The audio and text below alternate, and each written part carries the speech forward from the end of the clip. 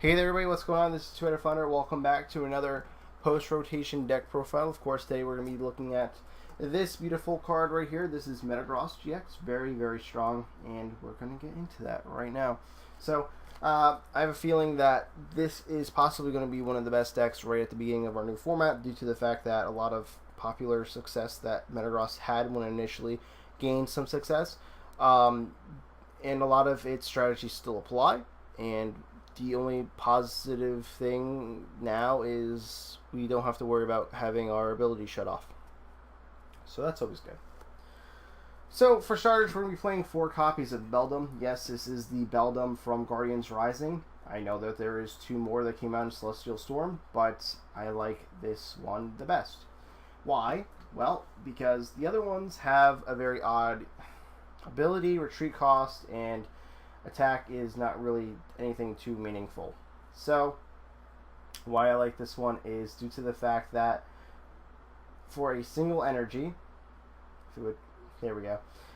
For a single energy, we'll have a free retreat, or we'll have a 1 energy retreat. That's what I'm trying to get at here. I don't need the extra HP. I don't need the ability that will possibly give me free retreat. I need the one that assures me that if I lead off with Beldum, I can attach an energy to it, retreat. That's all I need, because we have a card in this deck that's going to allow us to grab Pokemon, and we need Beldum to be out of the active spot to do so. So that's why I'm playing this, and not really any other reason. So if you prefer the HP ones, go for it. If you prefer the ability ones, go for it. I personally like this the best. Next up, we got 2 copies of Metang. So usually we only run 1 copy of a stage 1 because of our candies, but this one actually has a very special purpose.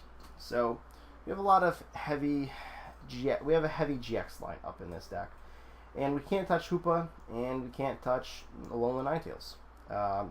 Seeing how Metang is actually a metal type, it will hit Alolan Ninetales for a 1-hit KO with its core beam attack, but we still do struggle against Hoopa a little bit. Hoopa cannot one-shot us outside using something like Kukui, but we can't one-shot Hoopa either, so having a couple of these in the deck is just good for dealing with Hoopa decks. Next up, we got our main guy. This is the bread and butter of the deck. Seriously, this is what keeps it all together, gets the deck functioning. So we got 4 copies of this. Yes, 4 copies. This is such an important card that we have to play all 4 copies of it. So let's take a look at what it does. Well, it's a stage 2 with 250 HP, so right away, fantastic. It has an ability. Once during your turn, before you attack, you may attach a psychic or metal energy from your discard pile to your active Pokemon. So ideally, we're going to have, a Metagross in the active spot. Has no energy attached to it, but we have this all lined up down here. So we go Geotech, Geotech, Geotech, all set to go. So that's the dream, the ideal situation you want to be in. But you're not always going to be in that situation. Sometimes you're going to have another attacker. Sometimes you're only going to have 2 Metagross in play. You're going to have to rely on playing energy from your hand. But that's the idea. Of course, next we have Giga Hammer, 150 damage for 2 metal and a colorless. This Pokemon can't use Giga Hammer during your next turn. So what is important here is Geotech. Our attack costs 3 energy, so we have to have the energy on it to attack to begin with. Our retreat costs 3 energy, so we attack, we retreat, we lose all the energy, we send up a new Metagross, we reattach it with Geotech system. So just synergizes very well with itself. And not to mention that has resistance to Psychic, which is usually a good thing, and a resistance to Fire, which we really aren't going to be seeing too much of right now.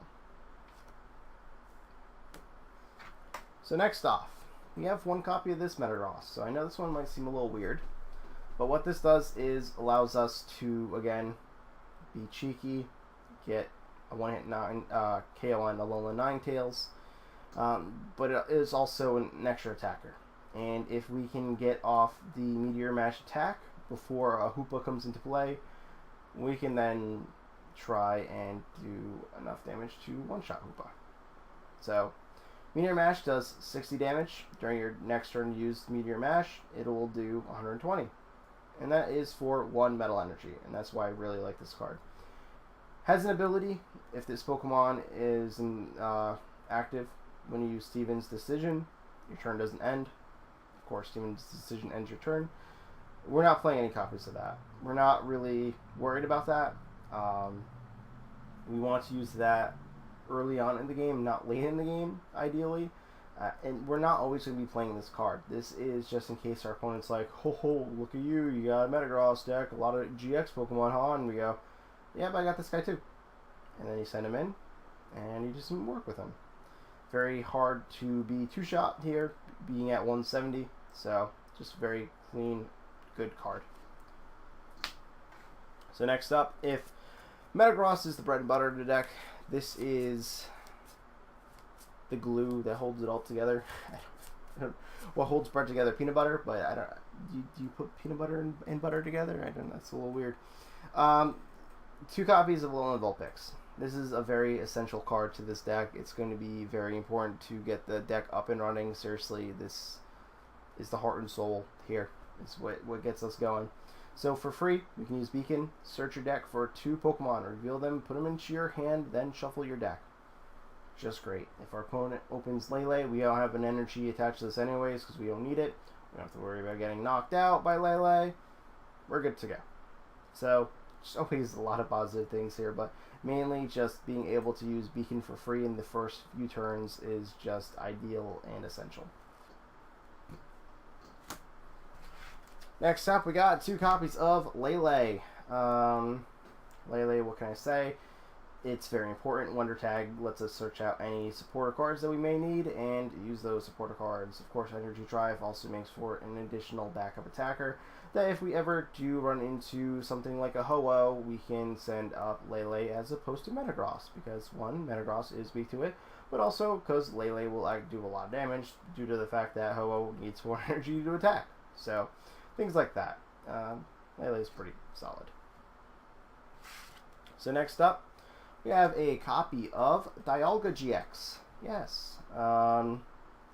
There is a few positive things about this card. The first being Overclock is a very solid attack. You get to draw until you have 6 cards in your hand. So if you lead with this in your active spot, it's not the worst thing in the world. You play all your cards down, Overclock, and then on your next turn you'll have 7 cards. Shred. The attack damage isn't affected by any effects of your opponent's active Pokemon. Of course, that's just great. Seriously. If they... Say if we're going against the Jolteon EX, just for example, they use their attack. Oh no, our basics can't attack them. It doesn't matter. Shred. So, if we ever have to deal with anything like that, we're good to go. But really, why we want to play a copy of this card is because its GX attack is too good not to rely on. If you really wanted to, you could go ahead and play a Dragon copy. I'm just choosing to play a Steel copy because I like the Steel version a little bit better. We don't have a problem against Gardevoir in the deck because we're metal, but we don't want to give Gardevoir a free knockout either, so I'm going with this. But Timeless GX, 150 damage. Take another turn after this one. Skip the between turn step.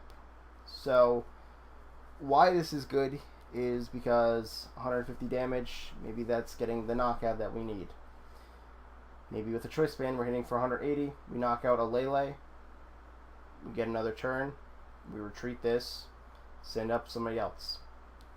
It's just great. It's really just super good. Next up, we have a single copy of Duskmane Necrozma. Jeez, I can't speak.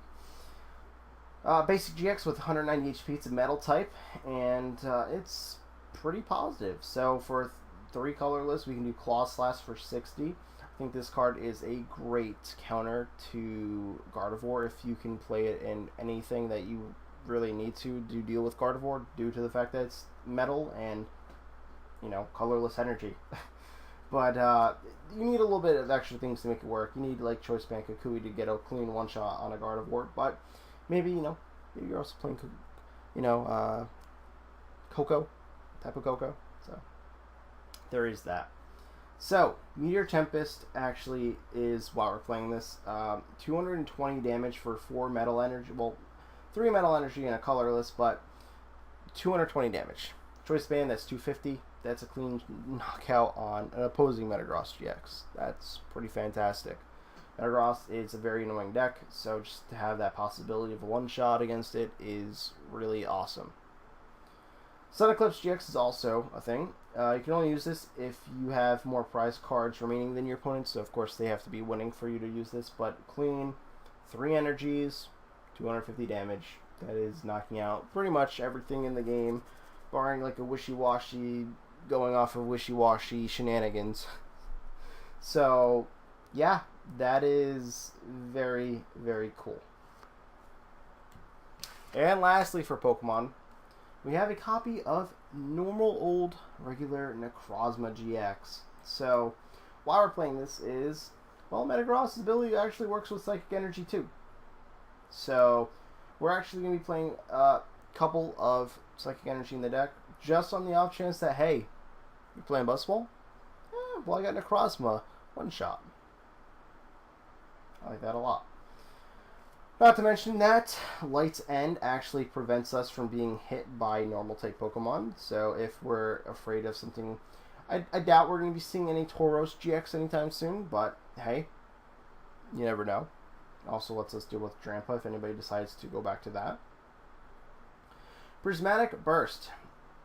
All colorless. Discard all Psychic Energy attached to this Pokemon. This attack does 60 more damage for each one you discard this way. So, playing 2 Psychic in the deck, ideally we're going to have both of them attached, so that way we can get a one-shot on things that are weak to Psychic, because 70 plus 60 is 130, which times 2 is 260, so perfect math, and being able to knock out just about anything. And then, of course, we have Black-Ray GX. So this one is going to be a more situational GX usage. Ideally, you're going to want to use either Sun's Eclipse or Timeless. You could also use Tapu Cure if you really need to, as we do play Psychic Energy in the deck, but Black-Ray GX does 100 damage to each of your opponent's GX and EX Pokemon. So why this is important is, well, maybe your opponent has a full bench of Zoroark. Zoroark's very annoying, and you can't one-shot him with Metagross. You can't one-shot him with anything but Dustmane. So, what's the issue? Well, this will soften up each one of your opponent's Pokemon. Yes, they have access to Acerola now. Yes, they have access to using their Max Potion and not wasting it. But they're still using those cards. So there is that, but this is great. 100 damage on all your opponent's EXs means they're essentially in one-shot territory. So, very fantastic. And you just have to use this one a little bit more situational. So, that's all the Pokemon I'm running, but I wanted to show a few other Pokemon you could possibly run for this. I was thinking that there is a possibility for Celesteela GX because of the fact that it's actually weak to lightning as opposed to fire, which is great, and the resistance to fighting isn't half bad. Usually though, this is like just really solid against Gardevoir because it's a basic with high HP. And with a choice band, it can knock out Gardevoir with Rocket Fall. We really don't need to worry about knocking out Gardevoir or not because we're playing Metagross already. So there's that. And I just think Blaster GX really isn't too solid. I don't know. So there's that. And I was thinking about actually running a copy of Kartana. Blade GX is really honestly why. Take a prize card. We're going to be in a format where people are playing evolutions, and you're probably going to end up knocking out one of those evolutions in the game, so making it one of those very odd 7 prize games. So Blade GX helps with that a lot, but also Slice Off is a pretty solid ability and allowing you to remove special energy from play. So maybe you can remove a Super Beast Energy, double colorless blend, I don't know, the unit, whatever. So maybe it's pretty solid, but I couldn't really justify it, and I needed runes for some other stuff. So with all that being said, let's hop into the rest of the actual deck. So Yes, I'm still using proxies. I'm still waiting for those cards to come in, making all these videos like one after the other. I just decided to change the map because I was getting sick of having that one mat in all my videos. So we have 4 copies of Cynthia. So what Cynthia does is allows us to shuffle our hand into our deck, draw 6 cards. There is just nothing wrong with that. It is our best supporter. We have 4 copies of Guzma because we need it. Seriously. Guzma is going to allow us to swap out of the active spot with some of our high retreat cost guys that we may not want to attack with, so that way we can decide to G-attack to something else. But also maybe sometimes we want to leave energy on one of the guys because we know if it has energy on it still, it's good to go. But yeah, just targeting down our opponent's active our bench Pokemon to put them in the active spot to get a knockout on them is always just super good. Next up, we have a couple copies of Tate and Liza, due to the fact that it is a switch card. I wanted to run some actual switches in the deck, but I thought maybe Tate and Liza was a little bit better due to the fact that we also have the versatility with the Shauna effect on it as well, and we could always use some more draw support. Next up, we have 2 copies of Copycat. Copycat is a very solid supporter that's going to allow us to copy the hand size of our opponent. Ideally, what we're going to be doing here is using this against a Zoroark player and just drawing a whole bunch of cards. Other than that, maybe we have 1 card in our hand because we played our hand down and our opponent's up to like 7 because they haven't really been playing anything. We draw a Copycat, we're good to go. And lastly, this one might seem like a very odd inclusion, but Hala. So we have a lot of possibilities for GX attacks in this game, and I feel like we're going to get the GX attack off at some point. So why not include a Hala in the deck? Shuffle your hand into your deck.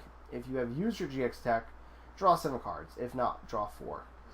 I can deal with drawing 4 if I have to use the supporter, and just the draw 7 is too powerful to not and try and use. We have Palpat, so maybe we get a couple uses out of this at the very least, and just honestly hope for the best. So on to our item cards. Of course, we're playing 4 copies of Ultra Ball because it's a necessity. We need it. Also, this helps us get Metal and Psychic Energy to the discard pile a lot easier, so that's always great. We have 4 copies of Rare Candy. Sorry that this one doesn't match. It actually bothers me a little bit. So yeah, this is very important because it's going to help us skip the whole Metang evolution, and of course because Metagross is again the bread and butter to the deck, we need this to get Geotech System in play much faster and easier. Next up, we got 3 copies of Max Potion because it's been well proven that if you play a Max Potion in a Metagross deck, you are going to annoy your opponent to no end. Seriously, it is the worst feeling in the world when your opponent is just like, yep, I see you did a whole lot of damage to my Metagross, but Max Potion. You're like, oh, okay. That was a waste of my time. It's super good in all matchups, honestly, so it's just an instant include. We have 2 copies of Choice Band, so we really don't have to rely on trying to get 1-shots because this is usually a 2-shot deck, but there's rare instance where we do need the extra bit of damage to maybe knock out a Lele for a game or something like that.